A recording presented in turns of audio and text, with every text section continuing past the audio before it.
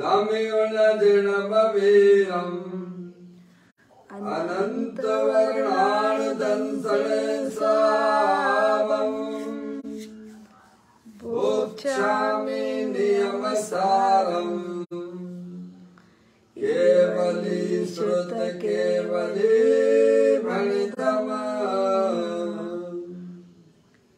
नाम करो अनंत उत्कृष्ट दर्शन ज्ञान जिन वीर को कहो नियम सार सुकेवली श्रुत केवली पर कथित को। श्री नियम सारदी नामक परम आध्यात्मिक ग्रंथ स्वाध्याय हेतु में विराजमान है। आज से 2000 वर्ष पहले इस महान पवित्र ग्रंथ की रचना आचार्य श्री कुंद देव द्वारा इसी पवित्र भूमि पर की गई और इसके टीकाकार पदम प्रबंधधारी देव मुनिराज हैं। ग्रंथ का नाम श्री नियम सारदी है। नियम से करने योग्य कार्य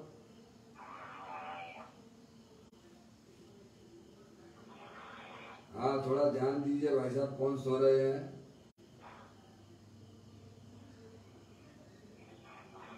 पापा मम्मी थोड़ा जागृति लाइए। मोबाइल पे जो सो रहे हैं पापा नहीं बोलोगे तो फिर मैं समझूंगा सो ही रहे हो आप।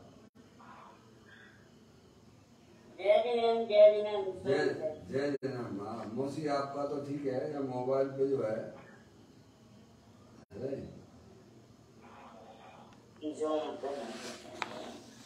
चलिए जो सो रहे हैं उनको मैंने काट दिया है।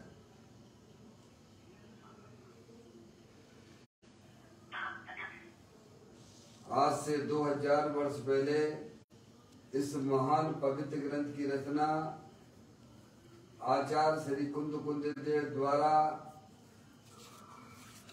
इसी पवित्र भूमि पर की गई और इसके टीकाकार पदम प्रबंधधारी देव मुनिराज हैं।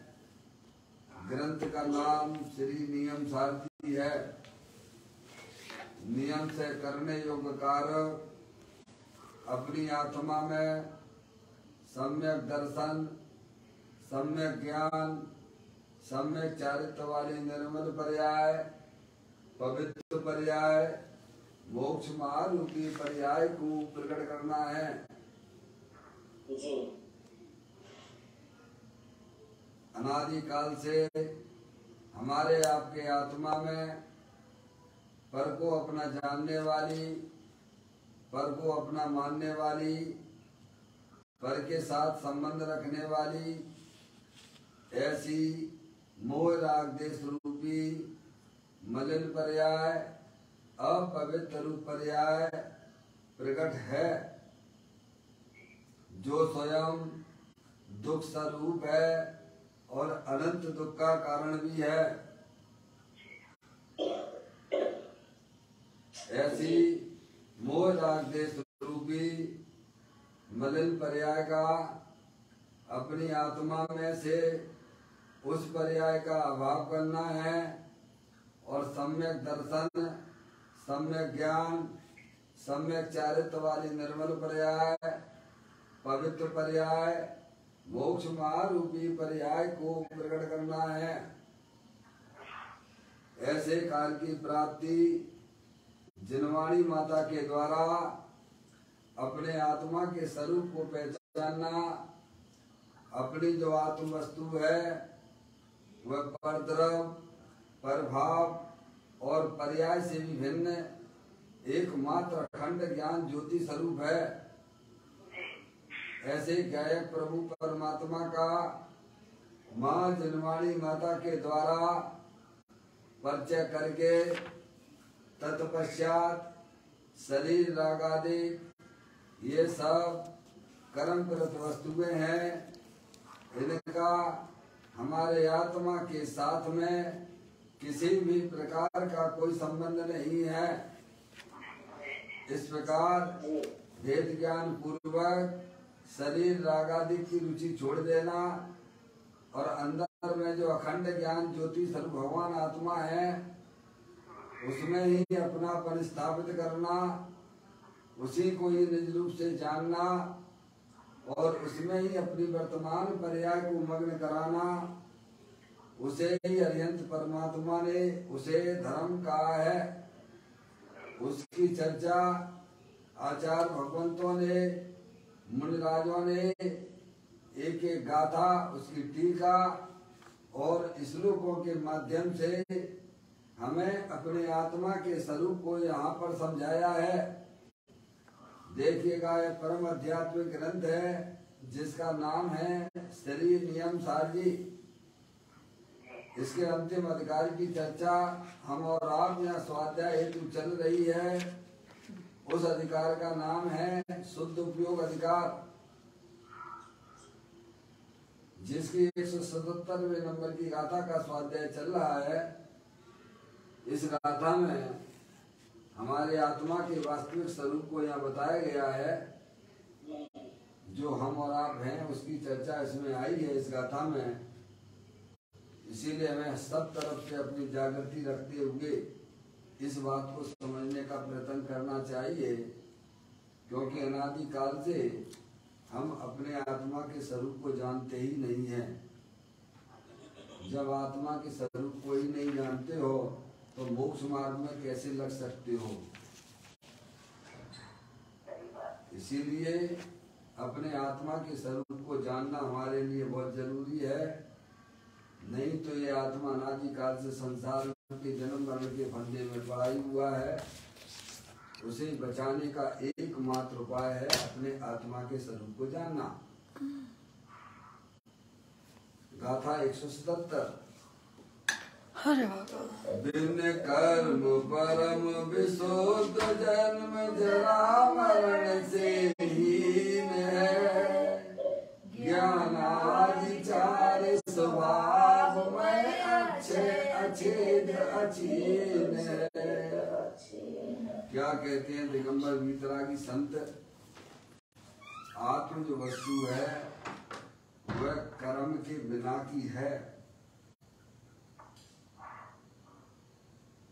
उसको जो आत्म वस्तु है उसे नो कर्म नहीं है, द्रव कर्म नहीं है, भाव कर्म नहीं है। आत्म वस्तु सदा काल तीनों कर्मों से रहित है। नौ कर्म में शरीर आदि ले लेना, द्रव कर्म में ज्ञान वर्ण आदि 8 कर्म लेना, भाव कर्म में मूराग्दिश के परिणाम लेना।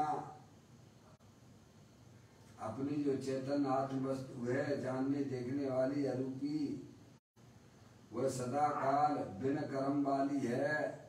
छुल्लक महाराज जी क्या भैया, सबसे पहले उन्होंने गाथा लिखते हुए लिखा बिन कर्म वाली वस्तु है चेतना। जानने देखने वाली जो चेतन आत्म वस्तु है, जो देह देवालय में अंदर है, रागादिक परिणतियों से भिन्न है। हमें आपको भिन्न नहीं करना है, भिन्न रूप से जानने की बात की जा रही है। समझ में आया भैया? हम अपनी चैतन्य वस्तु को कर्म सहित देखते हैं, ये हमारा मिथ्यात है, अज्ञान दशा है। और इस अज्ञान दशा का फल 4 गति 84 लाख योनियों में जन्म मरण करना है। समझ में आया भैया? मौसी, हम सब जानने देखने वाले चेतन आत्म वस्तु हैं। कौन हो भगवान?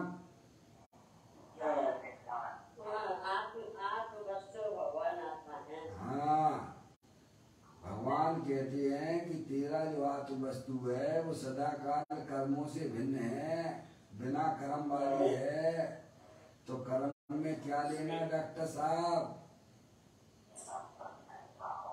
कर्म में क्या लेना? ये शरीर क्या है? ये कौन सा कर्म है? शरीर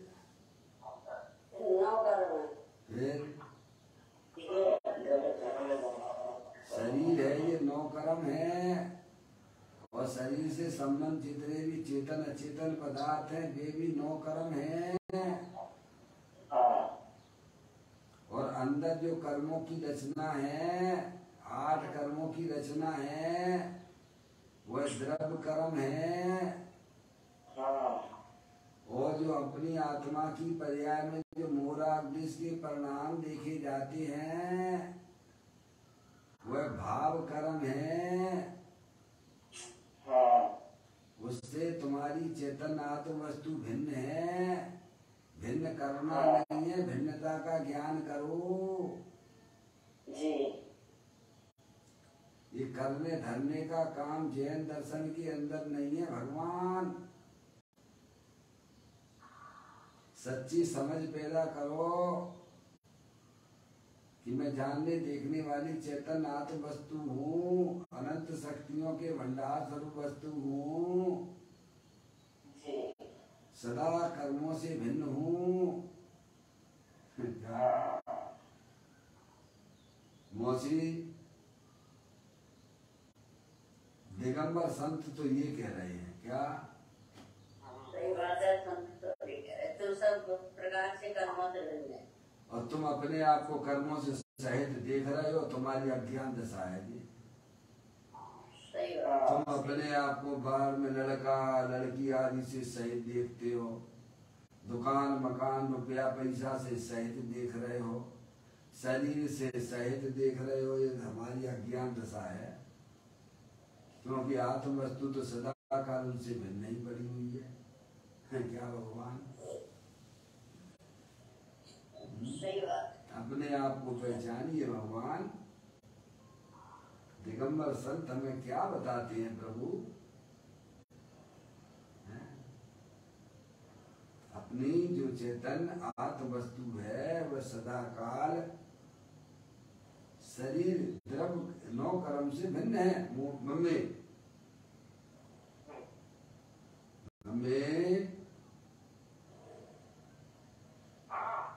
मम्मी नहीं है पापा क्या? आवाज नहीं आ रही है।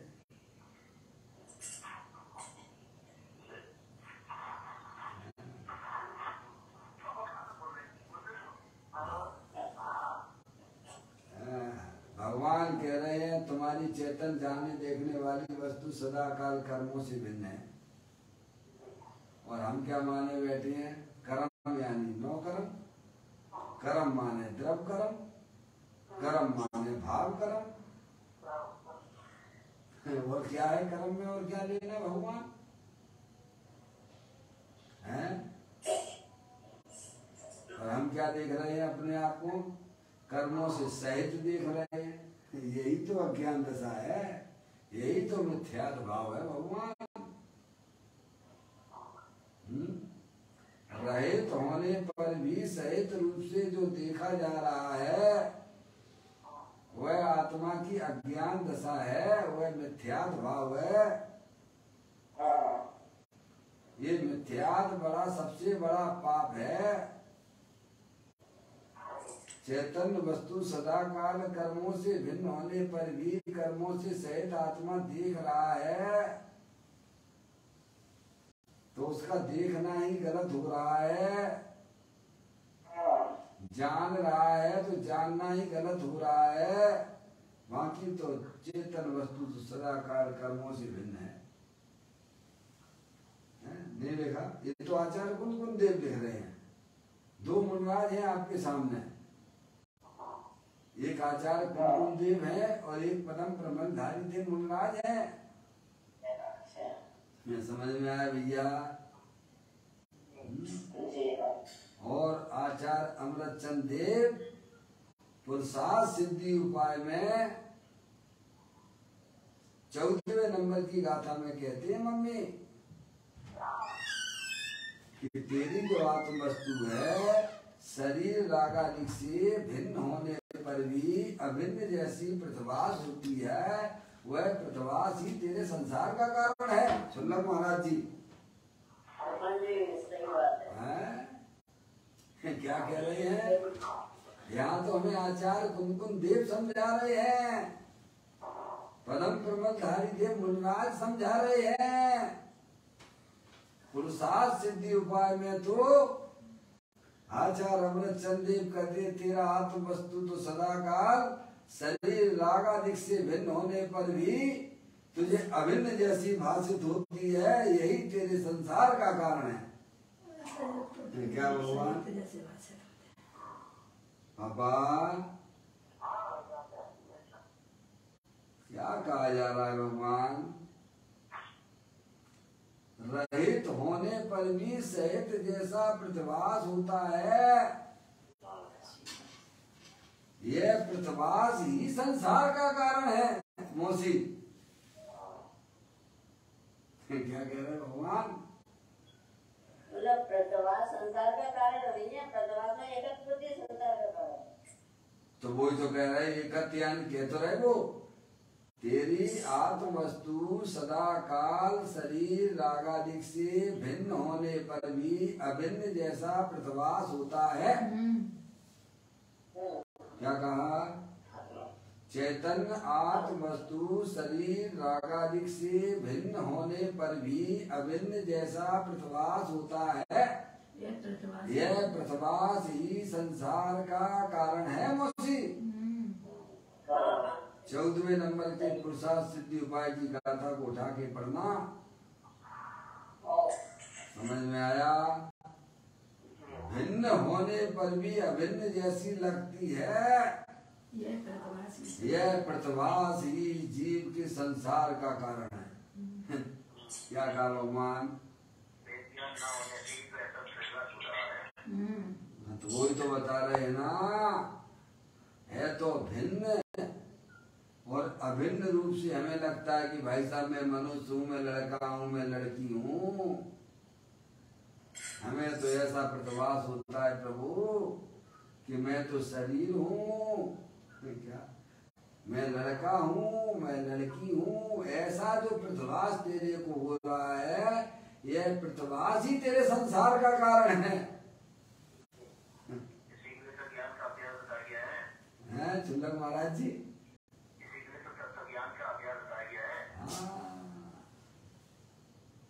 ज्ञानियों के पास आओगे तो ज्ञान की बातें मिलेंगी। हाँ, ये लिखा है उन्होंने सबसे पहले गाथा को लिखते हुए सबसे बिन कर्म वर्ण दिया है। तेरी जो चेतन आत्म वस्तु है सदा का, चुल्लक महाराज जी, बिन कर्म है। बिन कर्म में क्या लेना? शरीर नौ कर्म, आत्मा के साथ में जो कर्मों का संबंध चला रहा है, द्रव कर्म, कर्म की रचना है, और भाव कर्म, ये तीनों जो है कर्म में आते हैं। समझ में आ गया भैया? ऐसा ना कहा कि शरीर से ही आत्मा भिन्न है, ऐसा ना कहा। ये कर्म जो है अंदर आत्मा के साथ में है ना भगवान, है?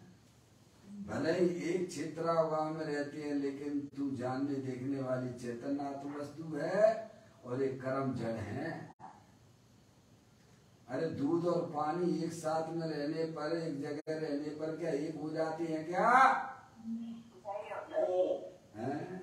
मौसी मौसी, आपने खूब ठंडाई मिलाई है मेरे को।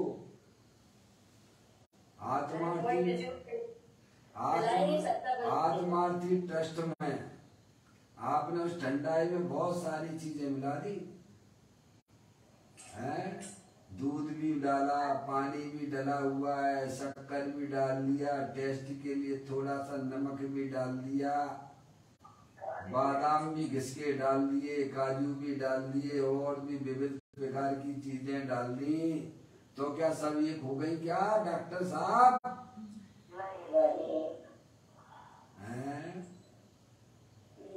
नहीं, एक में होती नहीं है। समझ में आया भैया? तो एक मेघ मान रहा है, यही तेरी अज्ञानता है, ये कहना चाहते हैं। सबके स्वाद अलग अलग आ रहे हैं कि नहीं आ रहे? मौसी बोलो पापा। तो ऐसा ही देखो, ये सच्चा ज्ञान ही हमारे आत्मा का कल्याण में निमित्त होता है भगवान।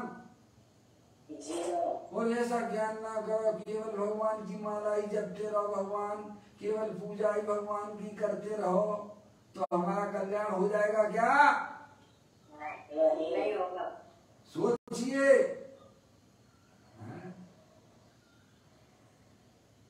ये तो हमारे पुण्य के उदय से पूज्य गुरुदेव श्री हमको मिले,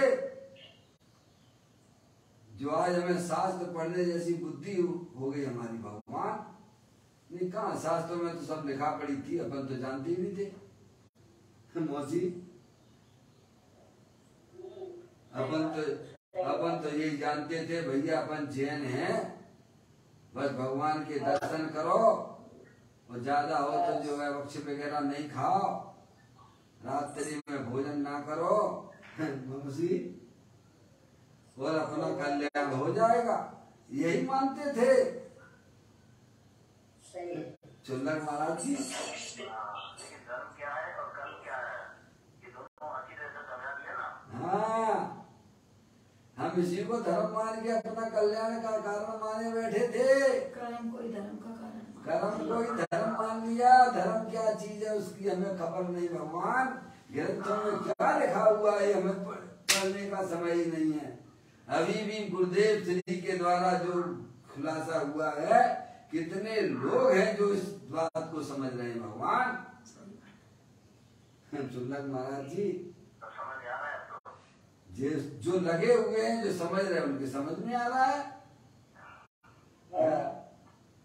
जो ये बात समझ रहे हैं, जो ग्रंथों से जुड़े हुए हैं, अध्यात्म की ग्रंथों को पढ़ते हैं, उनकी समझ में आता है। यहाँ तो कुछ ऐसी बात नहीं लिखी है। वे तो कह रहे तुम्हारी जो चेतन आत्म वस्तु है सदा काल कर्मों से भिन्न है, ये जानो तुम। सुल्लक महाराज जी, और कर्मों से सहित देखना मतलब शरीर से सहित देखना, ये सबसे बड़ा पाप है, इसी का नाम मिथ्यात है, और यही संसार का कारण है। शरीर की क्रिया को अपनी क्रिया जानना, मैं हाथ पैर आदि हिला सकता हूँ, हिला सकते हो तुम? तो तुम अपने आप को जानते ही नहीं हो, यानी तुम अपने आप को शरीर माने बैठे हुए हो। इसका मतलब यही हो गया भगवान। अरे मैं शरीर की क्रिया कर सकता हूँ, इसका मतलब क्या कि तुम अपने आप को शरीर से सहित देख रहे हो। शरीर की तारीफ में आप अपनी तारीफ समझते हो। बाबा, शरीर की तारीफ में किसकी तारीफ समझते हो? प्रकाश चंद्र जी बहुत बढ़िया व्यक्ति हैं, क्या उनकी क्या कहना, कितना दान देते हैं, कैसा लगता है पापा? अंदर से बोलना, अनुभव से बोलना भगवान, कैसी अंदर में फीलिंग होती है उस समय? अरे बोलो।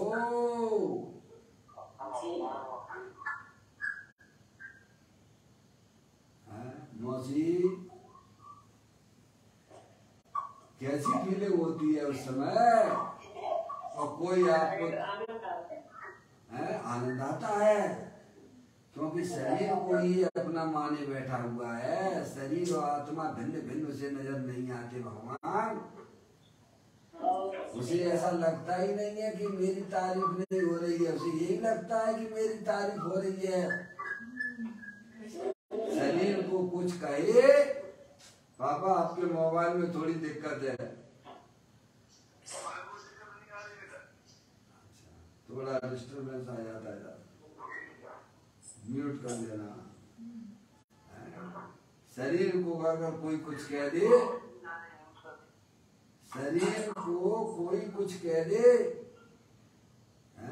दो गालियां सुना दे तो उसे कैसा लगता है? बोलो, बुरा लगता है। इसका मतलब ये तू शरीर से अभिन्न देख रहा है। शरीर से अपने आप को भिन्न कहाँ देखा है? बहुत गहरी है भगवान, बहुत गहरी है। हमें सबसे पहले अपनी अज्ञानता को दूर करना। समझ में आए भैया? ऐसा लगता है कि मैं बोलने वाला नहीं हूँ, क्या लगता है? फिर बोलो। इसी का नाम तो मिथ्यात है भगवान। और मिथ्यात क्या है? कि अपनी चैतन्य वस्तु सदा काल कर्मों से भिन्न होने पर भी हमें अभिन्न जैसी प्रतिभास हो रही है। प्रतिभास ही हमारे संसार का कारण है।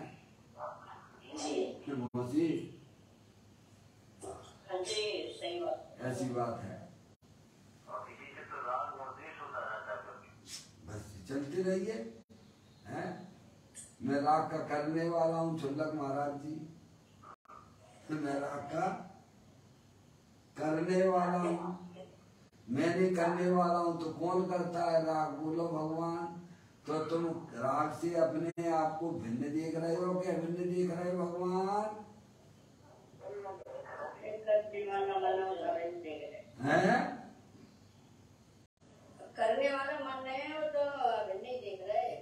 फिर बताइए। तो ऐसा प्रतिभास व संसार का कारण है, मिथ्यात है, समझ लीजिए आप।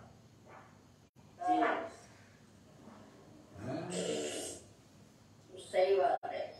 ये पाप सबसे बड़ा पाप है। चेतन आत्म वस्तु सदा काल कर्म से रहित होने पर भी हमें कर्म सहित दिखाई देती है। यह प्रतिभास ही हमारे संसार का कारण है भगवान। ये गाथा इस बात को बताती है। अपने आत्मा का दिग्दर्शन है क्या? हाँ, ये गाथा हमारे आत्मा का अनुभव कराने वाली गाथा है, हमारे आत्मा का दर्शन कराने वाली गाथा है। ये गाथा हमारे आत्मा के स्वरूप को बताने वाली गाथा है भगवान। ये हमारा परिचय हमें दे रही है भगवान। और कहती है ये आत्मवस्तु इस जगत में सर्वोत्कृष्ट है। छुल्लक महाराज जी, परम है। इस जगत में अगर कोई सर्वोत्कृष्ट है तो सीना ठोक कर बोलो कि इस जगत का सर्वोत्कृष्ट पदार्थ में हूँ। समझ में आया भैया? मौसी, ऐसा सीना ठोक के बोलना कि इस जगत में सर्वोत्कृष्ट में हूँ। समझ में आया भैया? ऐसी बात है। कैसी सुंदर गाथा है भगवान। और कहते हैं ये आत्म वस्तु कैसी है भगवान? विशुद्ध है। छुल्लक महाराज जी, अत्यंत शुद्ध है, विशेष शुद्ध है। समझ में आया भैया? हाँ, शुद्ध शुद्ध शुद्ध है भगवान। अत्यंत शुद्ध है, विशेष शुद्ध है भगवान। शुद्धता का तो डॉक्टर साहब यही मतलब होता है कि जिसमें परद्रव्य की मिलावट होती नहीं है। शुद्धता का हेतु क्या है?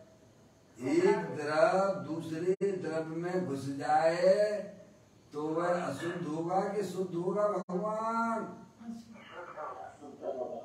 एक द्रव दूसरे द्रव्य में घुस जाएगा तो वह वस्तु शुद्ध होगी कि अशुद्ध होगी? हैं? अशुद्ध होगी। लेकिन प्रकृति की इतनी सुंदर व्यवस्था है मौसी, प्रकृति की इतनी सुंदर व्यवस्था है कि एक वस्तु दूसरे द्रव्य वस्तु में घुसती ही नहीं है। क्या चुल्लक महाराज जी, ये तो प्रकृति की व्यवस्था बहुत सुंदर है भगवान, कि सब द्रव्य शुद्ध है, जगत में कोई अशुद्ध है ही नहीं। है क्या भगवान? ऐसी बात है भगवान, आत्मा ही शुद्ध है, ये ऐसी बात नहीं है जगत में कोई अशुद्ध है ही नहीं है भगवान। अशुद्ध तो जब होवे जब एक द्रव दूसरे द्रव के अंदर घुसेगा तो अशुद्ध होगा भगवान, फिर अशुद्ध ही नहीं होगा, फिर जो है जे सब पदार्थ नाश को प्राप्त हो जाएंगे, सब खत्म हो जाएंगे। समझ में आया भैया? तो वो तो संभव ही नहीं है, विश्व का कभी नाश होता ही नहीं है चुल्लक महाराज जी। क्या विश्व अनादि अनंत टिका हुआ है, वह किस बात से टिका हुआ है कि एक द्रव दूसरे द्रव के अंदर घुसता नहीं है, इसीलिए विश्व अनादि अनंत टिका हुआ है चुल्लक महाराज जी। हैं? समझ में आती भगवान की बातें?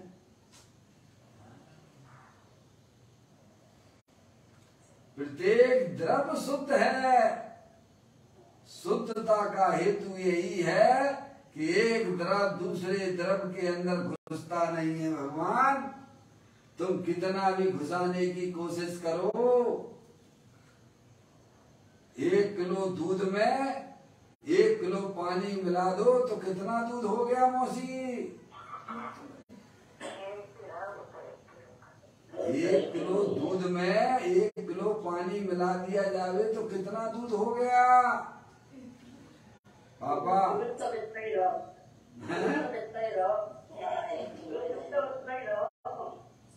बोलो पापा, पापा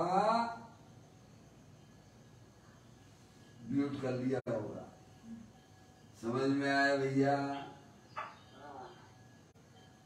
आत्मा तो शुद्ध है ही। अरे जगत का कोई भी पदार्थ शुद्ध नहीं है। क्यों नहीं है? क्योंकि एक द्रव दूसरे द्रव के अंदर घुसता ही नहीं है, प्रवेश ही नहीं होता है चुल्लक महाराज जी। क्या अब लोगों को ये बात समझ में नहीं आती? नहीं नहीं, अभी आत्मा शुद्ध तो रहो भगवान। चुल्लक महाराज जी, लक्षण से दोनों को भिन्न-भिन्न देखने की दृष्टि चाहिए। हाँ बताइए आप।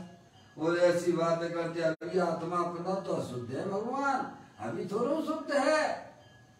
अपना आत्मा तो जब शुद्ध होगा, जब अरिहंत परमात्मा हो जाएगा, सिद्ध परमात्मा हो जाएगा, तब शुद्ध होगा चुल्लक महाराज जी।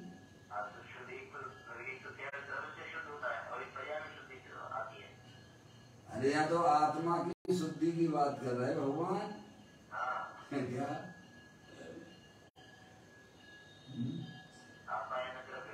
बस है? तो जो शुद्ध देखता है, शुद्ध जानता है, उसकी पर्याय भी शुद्ध हो जाती है चुल्लक महाराज जी। ऐसा आचार्य कुन देव ने समय साल की 186वें नंबर की गाथा में लिखा। बोलो मौसी, लिखा है कि नहीं लिखा है? जो शुद्ध जाने शुद्ध जाने आत्मा को, वह शुद्धता को। बोलो समय साल अपन ने पढ़ा है कि नहीं पढ़ा है? संवर अधिकार में ये बात आई है कि नहीं आई है? जो शुद्ध जाने आत्म को, और तुम कहो अभी कहाँ शुद्ध जाने भगवान, अभी शुद्ध है ही नहीं है, तो तुम्हें आत्मा अशुद्ध ही मिलेगा। क्या भगवान? समझ, तुम्हें आत्मा शुद्ध फिर मिलने वाला नहीं है। समझ में आया भैया? क्योंकि आत्म वस्तु कभी अशुद्ध होती ही नहीं है। हमने मान लिया, मानना ही हमारा गलत हुआ है। हम अशुद्ध देख रहे हैं, हमारा देखना ही अशुद्ध हुआ है। आत्मा तो कभी शुद्ध होता नहीं है भगवान। अरे जगत में कोई वस्तु में अशुद्ध नहीं होती है मौसी। सबसे पहले ये ज्ञान करो। भगवान जो शुद्ध जाने आत्म को वह शुद्धता को प्राप्त हो। जो अनशुद्ध जाने आत्म को अनशुद्ध आत्मा ही प्राप्त हो। ये तो लॉजिक से न्याय से समझाते हैं सुल्लक महाराज जी। इसीलिए चैतन्य वस्तु विशुद्ध है भगवान। ऐसी बात है, धर्म की कुछ अजब गजब की बात है। अरे वस्तु शुद्ध है, इसीलिए वस्तु में रहने वाली अनंत शक्तियां भी सुरक्षित बनी हुई हैं सुल्लक महाराज जी। वस्तु शुद्ध है, इसीलिए वस्तु के अंदर जो अनंत शक्तियां, अनंत गुण जो हैं, वे आज तक पूरे के पूरे सब सुरक्षित बचे हुए हैं। क्या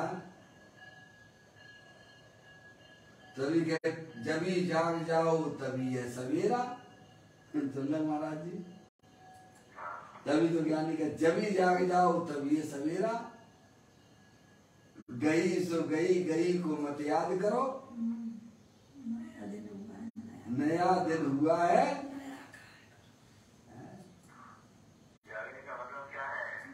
आत्म जागृति में चेतनेश्वर भगवान आत्मा हूँ, सदा काल कर्मों से भिन्न हूँ।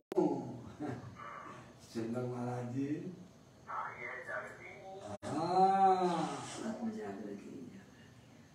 मेरी चैतन्य वस्तु सदा काल कर्मों से भिन्न है। मेरी चैतन्य वस्तु सर्वोत्कृष्ट है। मेरी चैतन्य वस्तु सदा काल शुद्ध है। इसी का नाम जागना है। समझा?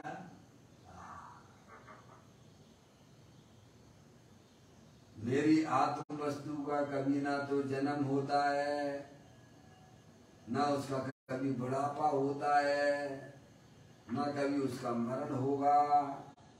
क्या भगवान है? रोग बीमारी आती है तो बीमारियां तो आती है ना। रोग बीमारियां किसको आती हैं? अरे किसको आती हैं भगवान? तो रोग तो शरीर तो पहले से ही रोगों का घर है भगवान। भगवान ने कहा है कि शरीर 5 करोड़, कितने बोलो भैया? 5 करोड़ 68,99,584 लोग हैं शरीर में। सुल्लक महाराज जी शरीर तो रोगों का घर ही है। आनंद मूर्ति है जिसमें रोग का प्रवेश नहीं होता है। इसी में तो आया है देह व्यापी मंदिरम आनंद मंदिर आत्मा। आनंद मंदिर आत्मा। सुंदर महाराज जी इसी में आया है नियम सारणी में। देव व्याधि मंदिरम और आनंद मंदिर आत्मा। सुल्लक महाराज जी फिर किसको होते हैं रोग? किसको होते हैं भगवान? जो तो पहले से रोगों का घर है भगवान। होते होते क्या है सुल्लक महाराज जी?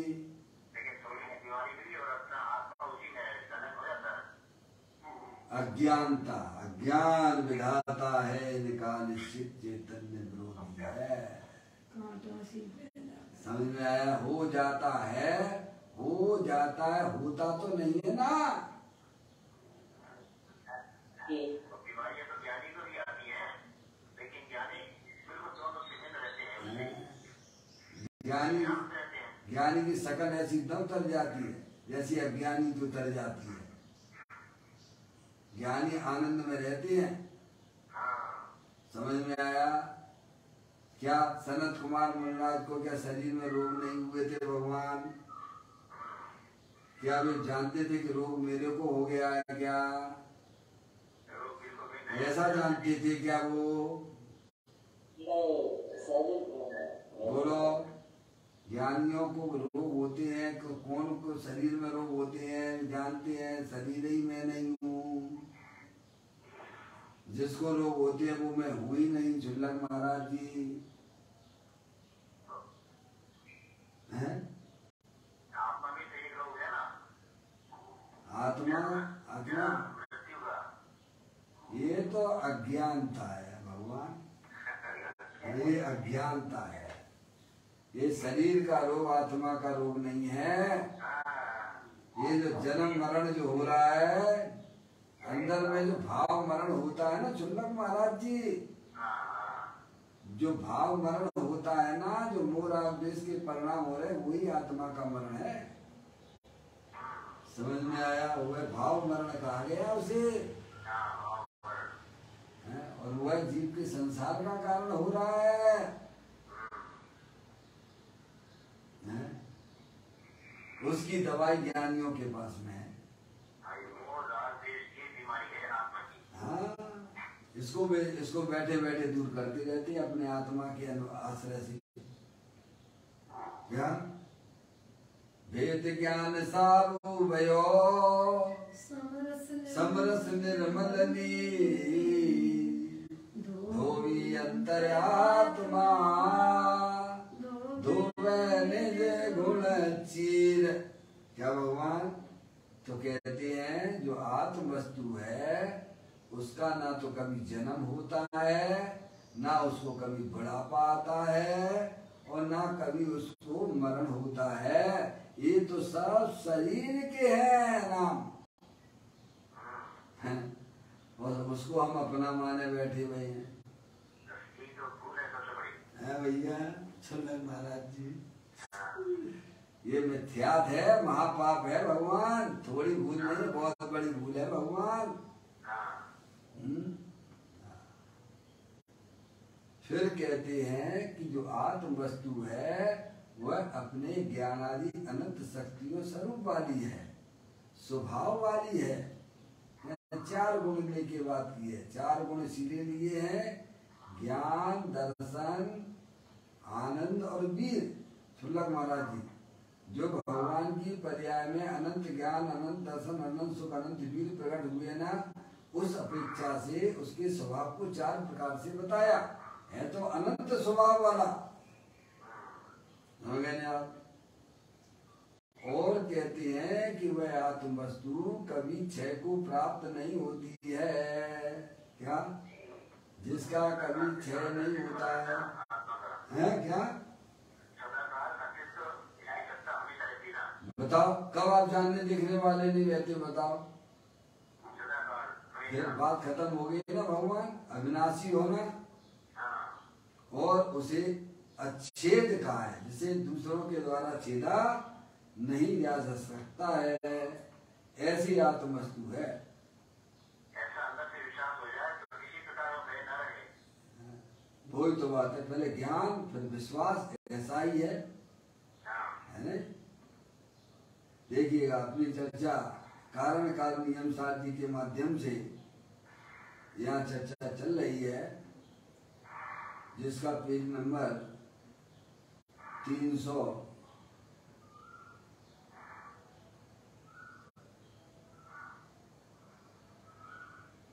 भाग 7 है, कारण कारण नियम साधि का। पेज नंबर इसका जो है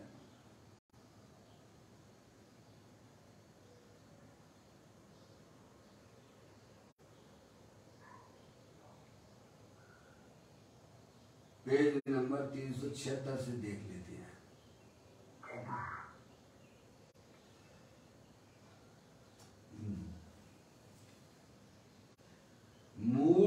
इंद्रियात्मक विजातीय विभाव व्यंजन पर्याय रहित है। चुल्लक महाराज जी, अपनी जो चेतन आत्म वस्तु है मूर्त इंद्रिय आत्मक विजाति विभाव व्यंजन पर्याय रहित है। ऐसा टीकाकार परम प्रमलधारी देव मनराज ने उस टीका में लिखा कि अपनी जो चेतन आत्म वस्तु है, कारण परमात्म वस्तु है, वह मूर्त इंद्रियात्मक विजाति विभाव व्यंजन पर्याय रहित है। समझ आइए, विभाव व्यंजन पर्याय रहित होने के कारण अक्षय है। क्या ये बोल चलना है? यानी इस शरीर रहित होना है। क्या ये शरीर जो है ना मूर्त है ना, है ना, अमूर्त है। समझ में आए? तो कह दिया उन्होंने मूर्त इंद्रियात्मक विजाति विभाव व्यंजन पर्याय रहित है अपनी कारण परमात्म वस्तु। समझ में आया?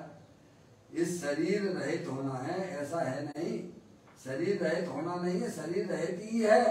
चुल्लक महाराज जी, हाँ शरीर रहित नहीं होने भगवान पापा, शरीर रहित नहीं होना, शरीर रहित ही है। ऐसी बात है, धर्म की कुछ अजब गजब की बात है। ऐसी बात है कि दुनिया में शून्य बना मैंने, समझ में आए भैया कि शरीर रहित नहीं होना।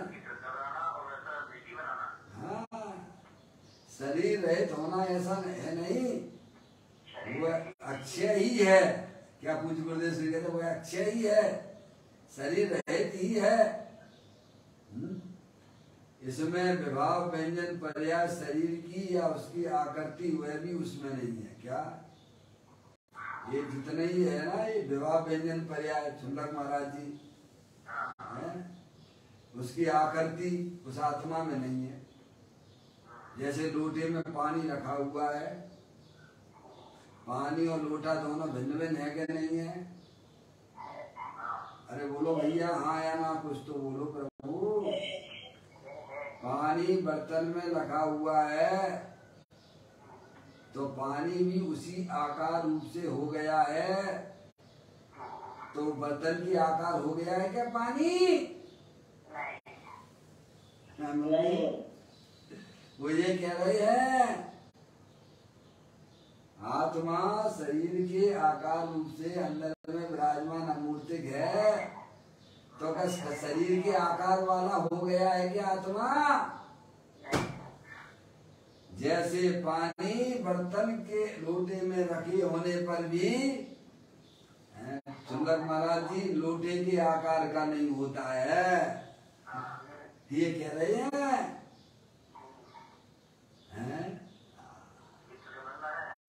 हाँ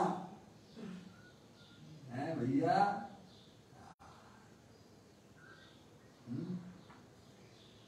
कहते हैं विभाव व्यंजन पर्याय शरीर की या उसकी आकृति वह भी उसमें नहीं है। आत्मा शरीर के अंदर रहने पर भी शरीर के आकार वाला नहीं होता है। हो गया क्या है? पानी जिस बर्तन में रखा तो पानी लोटे के आकार, लोटे का जैसा आकार है वैसे ही आकार का हो गया पानी क्या पापा? अरे बोलो। फिर आपने पानी को निकाल के अगर लोटे के आकार का हो जाए तो निकाल के आपने गिलास में रख दिया, फिर लोटे का आकार कहाँ चला गया पापा? अगर पानी लोटे में रखा होने पर लोटे के आकार का हो जाए तो पानी फिर निकाल के आपने गिलास में रख दिया, तो लोटे का आकार उसमें रहा क्या? तो पानी क्या लोटे के आकार का हो गया क्या? अगर हो गया होता तो भाई साहब फिर गिलास के आकार कैसे कहलाता? नहीं होता, सही बात। तो पानी ना तो लोटे के आकार का होता है, ना गिलास के आकार का होता है भगवान। ऐसे ही आत्मा 4 गति 84 लाख योनियों के शरीर में जरूर रहा है, लेकिन आत्मा कभी उन शरीर रूप नहीं होता, शरीर के आकार रूप नहीं होता। चुल्लक महाराज जी, हाँ ये समझने की बात है जी। समझ में आया भैया? ये कह रहे हैं,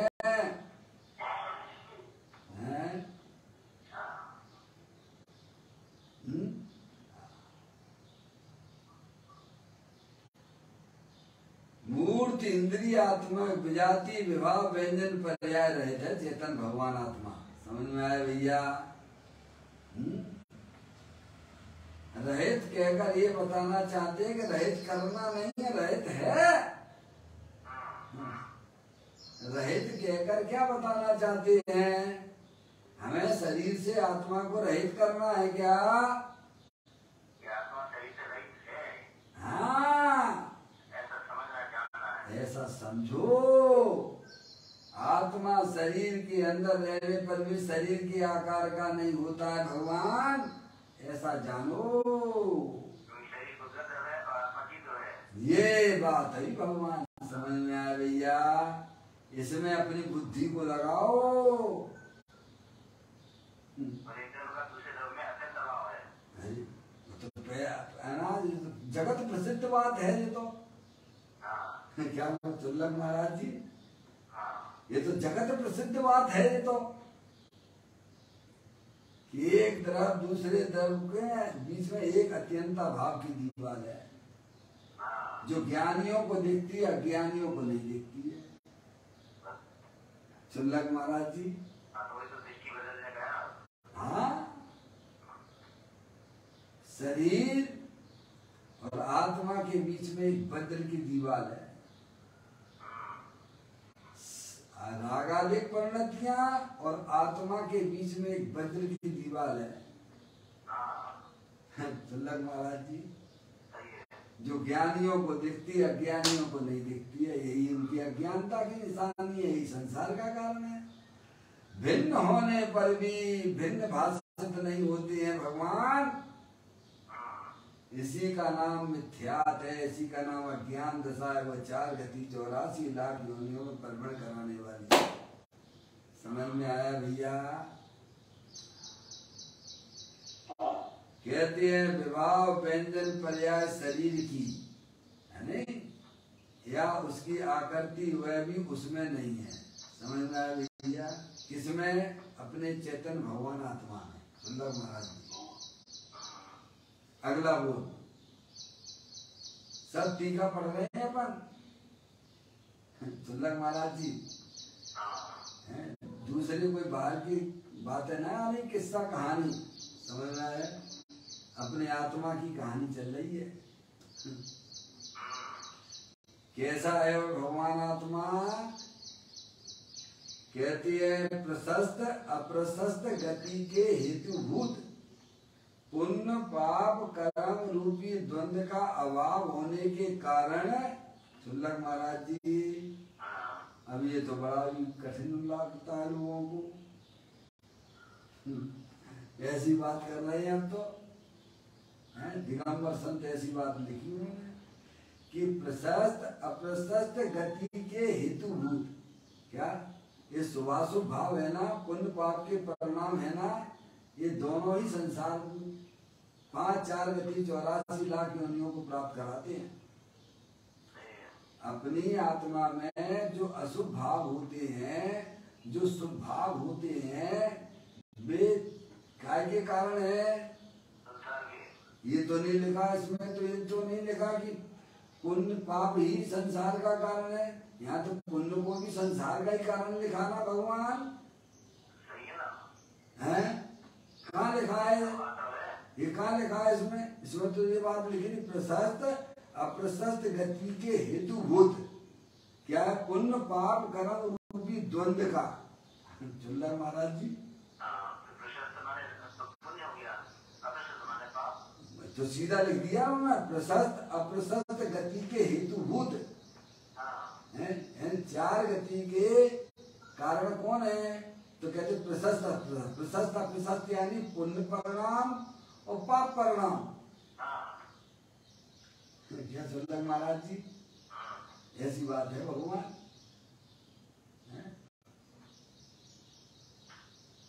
प्रशस्त अप्रशस्त गति के हेतुभूत पुण्य पाप कर्म रूपी द्वंद्व का, ये पुण्य पाप रूपी परिणाम है जो कि संसार के कारण है, लेकिन ये पुण्य पाप के परिणाम से रहित तेरा भगवान आत्मा वितराग आनंद मूर्ति सदाकाल विद्यमान वस्तु है। सुंदर महाराज जी क्या कहा भगवान? पुण्य पाप के परिणाम जो कि संसार के कारण है, लेकिन तेरी जो आत्म वस्तु है वह सदाकाल पुण्य पाप के परिणामों से रहित वितराग आनंद मूर्ति है। जिस समय पर्याय में पुण्य पाप के परिणाम हो रहे हैं उसी समय भगवान आत्मा वितराग आनंद मूर्ति स्वरूप है कि नहीं भगवान? बोलो। अरे पुण्य पाप भी देखता रहता है उसी को जो है चुल्लक महाराज जी, आत्मा इसे देखता नहीं है। देखता नहीं है तो दिखेंगे कैसे? जैसे ज्ञानी दिखाना चाहते हैं, देखता नहीं है तो परेशान रहता ना। हाँ, और फिर देखना चालू कर दौड़ में रहे। ये देखता नहीं है इसीलिए देखता नहीं है। ज्ञानी देखते हैं, समझ में आया भैया, इसीलिए मस्त रहते हैं। क्या? ज्ञानी देखते हैं इसीलिए मस्त रहते हैं, अज्ञानी देखता नहीं है। आत्मा तो हर समय विद्यमान वस्तु है, वितराग आनंद मूर्ति स्वरूप है। शरीर है तब भी आत्मा है कि नहीं है? बोलो भगवान। पारसमणि, शरीर के रहने पर भी आत्मा उस समय है कि नहीं है? आत्मा भी है शरीर भी है, तो आत्मा को कोई दिक्कत है क्या? क्यों दिक्कत होगी? दोनों भिन्न भिन्न है भगवान। दिक्कत तो जब हो कि आत्मा शरीर में घुस जाए, शरीर आत्मा में घुस जाए भगवान।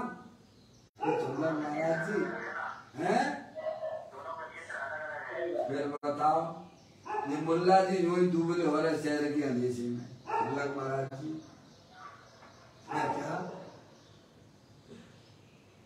कितने बड़े भ्रम चल रहे हैं हमारी ज्ञान की पर्याय में भैया।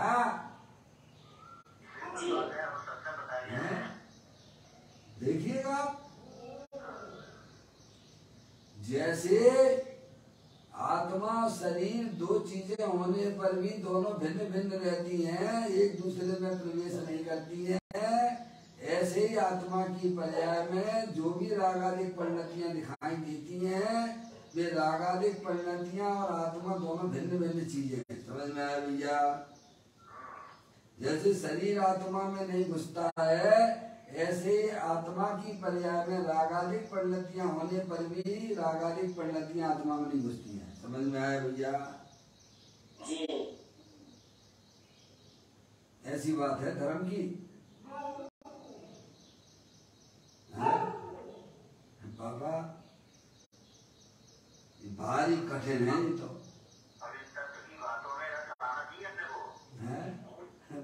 पापा आवाज आ रही है? ये तो भारी कठिन धर्म है, ऐसा धर्म कैसे हो भगवान?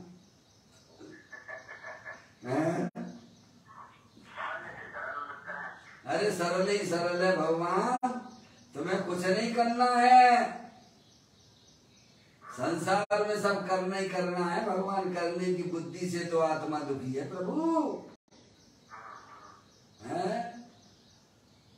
प्रभु आपने न्यायक बताया, त्यों लोक में नाथ अनुपम जताया। यही रूप मेरा मुझे आज भाया, महानंद मैंने स्वयं में ही पाया। सुल्लक महाराज जी, प्रभु आपने गजब कर दिया। प्रभु मुझे ये बात बता के कि मैं कभी शरीर रूप नहीं होता हूँ भगवान, शरीर रहने पर भी मैं शरीर रूप नहीं होता हूँ भगवान। रागादिक परिणतियां पर्याय में होने पर भी भगवान में रागादिक रूप नहीं होता हूँ भगवान। धन्य है प्रभु आप हैं चिल्लर महाराज जी। ये बात है भगवान। कहते हैं प्रशस्त अप्रशस्त गति के हेतुभूत, यानी पुण्य पाप के परिणाम वे 4 गति 84 लाख योनियों के कारण हैं। लेकिन तुम ध्यान रखिए कि तुम्हारा आत्मा उन पुण्य पाप के परिणामों से भी रहित है। वीतराग आनंद मूर्ति स्वरूप है। सुल्लभ महाराज जी घबराने की जरूरत नहीं है भगवान। सच्चा ज्ञान करो, अपना अंश पर में ना मिलाना, पर का अंश अपने में ना मिलाना, आनंद में रहना। सुल्लभ महाराज जी अपना अंश यानी अपना स्वभाव पर में ना मिलाना, पर का अपने में ना मिलाना। निज को निज पर को पर जान, फिर दुख का नहीं लेस निशान। मिलावट का धंधा बंद कर दो भगवान। वस्तु स्वरूप में तो मिलावट होती नहीं है मम्मी। कब तक करोगे मिलावट का धंधा भगवान? हैं? मिलावट का धंधा करते हैं तो पापा लोग कहाँ जाते हैं? ये जेल कौन के लिए खोली है? ये सरकार ने जेल कौन के लिए खोली है? जो मिलावट का धंधा करते हैं वे जेल में जाते हैं।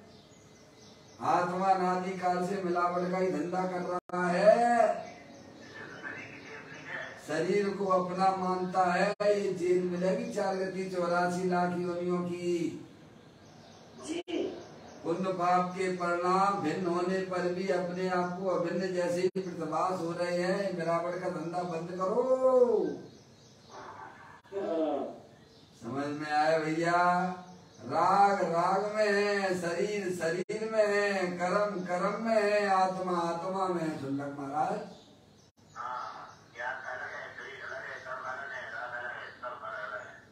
समय सार की संबल अधिकार याद कर लेना भगवान। उपयोग में उपयोगी को उपयोग नहीं क्रोध आदि में है। क्रोध क्रोध विषय निश्चय, क्रोध नहीं उपयोग में। उपयोग है नहीं अष्टविध कर्म अरुण कर्म में। ये कर्म अरुण कर्म भी कुछ है नहीं उपयोग में। सुल्लभ महाराज जी पूरा वस्तु स्वरूप 2 गाथाओं में बता दिया। सुल्लभ महाराज जी समझदार के लिए सारा काफी है। फिर अंतिम तीसरी गाथा में कहा, संयुक्त 3 गाथा आएंगे ना सुल्लभ महाराज जी, 181, 182 और 183। 2 गाथाओं में वस्तु स्वरूप बताया और तीसरी गाथा में कह दिया उन्होंने ऐसा अविपरीत, ऐसा विपरीत जाए सच्चा ज्ञान। ऐसा अविपरीत ज्ञान जब ही प्रकटता है जीव के, तब अन्न नहीं कुछ भाव ये उपयोग शुद्धात्मा करे। सुल्लभ महाराज जी तो उपयोग सब जगह से हटता हुआ अपने शुद्ध आत्मा का वर्णन करता है भगवान। वस्तु स्वरूप के जानकार कहते हैं, ये बात है सुल्लभ महाराज जी, ऐसी बात है भगवान। समझ में आया भैया? प्रशस्त अप्रशस्त गति के हेतु उत्पन्न पाप कर्म रूप द्वंद का अभाव होने के कारण है। ये शब्द इनकी है ना। कैसा है भगवान आत्मा? त्रिकाली इसका ध्रुव तत्व परम भाव वाला है, जो प्रशस्त अप्रशस्त गति है। देव मनुष्य प्रशस्त से क्या मिलता है? चुल्लक महाराज जी कहते हैं कि देव और मनुष्य पर्याय मिलती है। पुण्य भाव से जीव को देव और मनुष्य पर्याय मिलती है, और पाप भाव से जीव नरक और तिर्यंच में जाता है। चुल्लक महाराज हैं हिंसा के, झूठ के, चोरी के, कुशील के, परिग्रह के परिणामों से जीव कहाँ जाता है पापा? नरक और तिर्यंच गति में जाता है। और भगवान की पूजा के, भक्ति के, दया दान आदि के परिणाम भी सब शुभ भाव है। चुल्लक महाराज जी, उनसे मनुष्य गति और देव गति में जाता है। हम आपने ऐसा कुछ शुभ भाव किया होगा चुल्लक महाराज जी, तो आज मनुष्य पर्याय में है।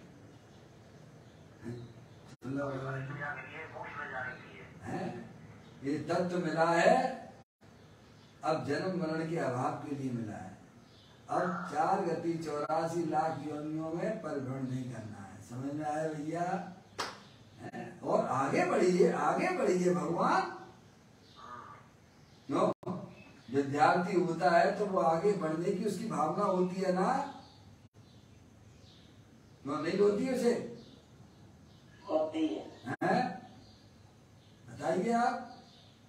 और आगे जाने की भावना होती है। ऐसी ज्ञानियों को भी ये मनुष्य पर्याय मिली है, शुभ भाव के कारण से मिली है। लेकिन अब मुझे ये संसार जन्म मरण भी नहीं चाहिए। समझ में आ रही है? अब बुद्धि को सही संकेत कर लीजिए आप। कहते हैं भगवान आत्मा त्रिकाली, इसका ध्रुव तत्व परम भाव वाला, जो प्रशस्त अप्रशस्त गति, देव और मनुष्य प्रशस्त कहलाते हैं, नारकी और तिर्यंच अप्रशस्त। ऐसी गति के हेतुभूत पुण्य पाप कर्म रूप या पुण्य पाप उसके द्वंद्व का अभाव है। चुल्लक महाराज जी, किसमें? अपनी चैतन्य आत्म वस्तु में। अपनी आत्म वस्तु सदाकाल वितराग आनंद मूर्ति स्वरूप है। पुण्य पाप के परिणाम ये सब आश्रव तत्व हैं। आश्रव तत्व का हमारे चेतन भगवान आत्मा में अभाव है। ये कह रहे हैं वो जी।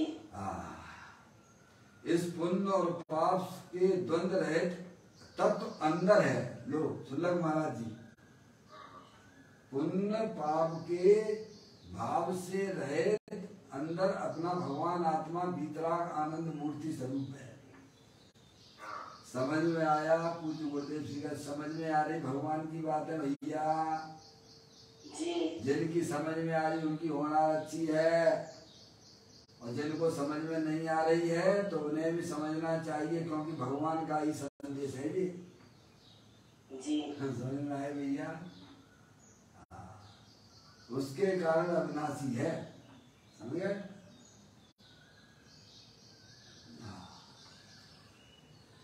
अब यहाँ पर कहते बद, ये चर्चा होगी, अविनाशी की चर्चा होगी, है नहीं? अब अगली चर्चा, बद और बंधन, बंध और छेदन के योग मूर्ति से, मूर्तिकता से रहित होने के कारण अच्छेद है। चुल्लक महाराज जी, अंतिम चर्चा चल रही इस गाथा की। भगवान आत्मा बंध और छेदन के योग मूर्ति से। बद बंधन किसके होते हैं भगवान? छेदन वेदन किसका होता है? शरीर का होता है, आत्मा का नहीं होता है। समझ में आया भैया? बद बंधन आदि छेदन वेदन किसमें होते हैं? शरीर में होते हैं कि आत्मा में होते हैं?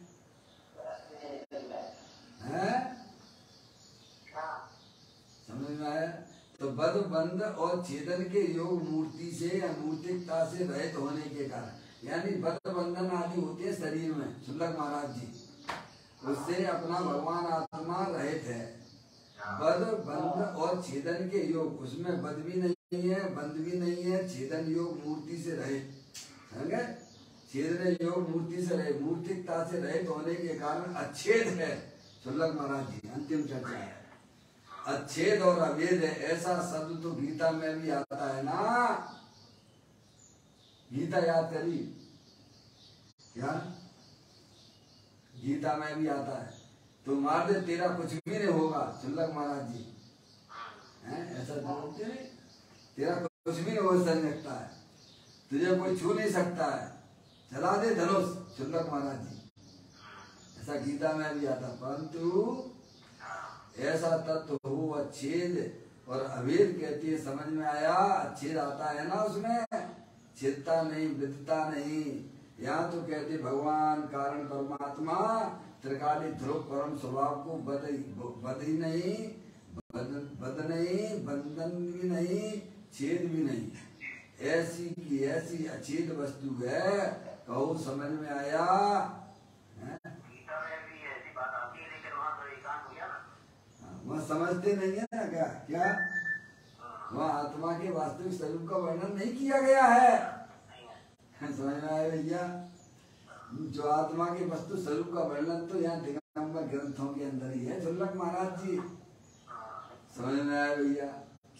मैं तो आपसे कहूँ नहीं, अभी आपको बताता था एक बार, ये जो है यहाँ का जो है शमशान घाट है हमारे यहाँ का, रामचंद्र नगर का। शुल्लक महाराज जी वहाँ पे लिखा हुआ है, वहाँ लिखा हुआ है कि आत्मा की मुक्ति नहीं होती है। शुल्लक महाराज जी वहाँ लिखा हुआ है, आत्मा की मुक्ति नहीं होती है, मन की मुक्ति होती है। क्या? आत्मा तो सदाकाल मुक्त ही है। शुल्लक महाराज जी क्या कह रहे? ये सब गीता में भी लिखा हुआ है। आत्मा की मुक्ति नहीं होती है, आत्मा तो मुक्त ही है, मन की मुक्ति होती है। शुल्लक महाराज जी अब मन की मुक्ति होती है तो मुक्त तो आत्मा उन्होंने भी माना है। शुल्लक महाराज जी अब मन की मुक्ति कैसे होती है उसकी भगवान यहाँ स्वरूप बताते हैं।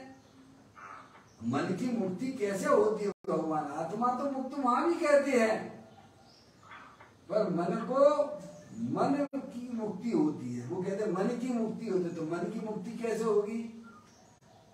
मन पक्षी मर जाए क्या? वस्तु स्वरूप विचार कर मन पावे विश्राम, रस स्वादत सुख उपजे अनुभव या को नाम। मन की मुक्ति हो गई। शुल्लक महाराज जी वस्तु स्वरूप का विचार करने पर, वस्तु स्वरूप की दृष्टि होने पर मन की भी मुक्ति हो जाती है। शुल्लक महाराज जी मन पक्षी भी मर गया तो मन की मुक्ति हो गई। कि क्या हो गया भगवान? नहीं आई समझ में भगवान? वस्तु स्वरूप क्या?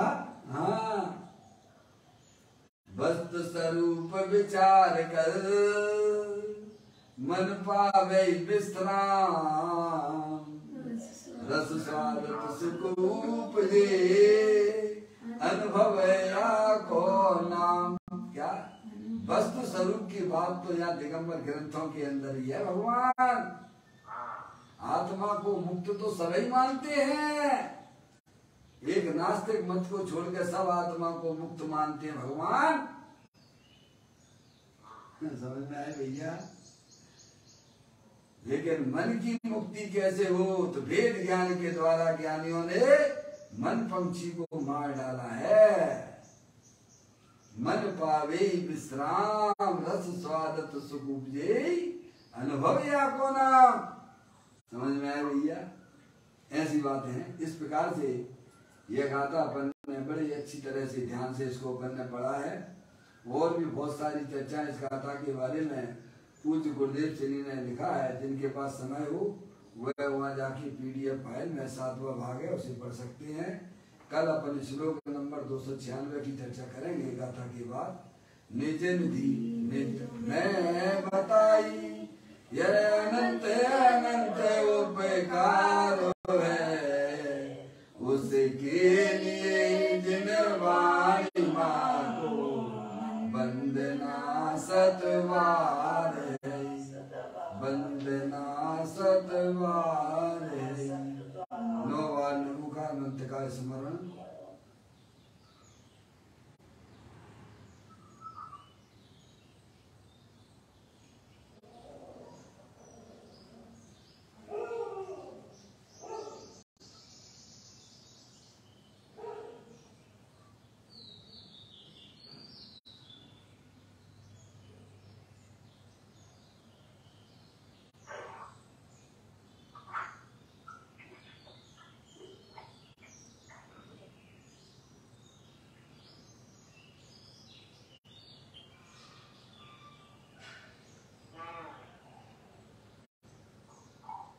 बोलो द्वादशांजनवाणी माता की जय।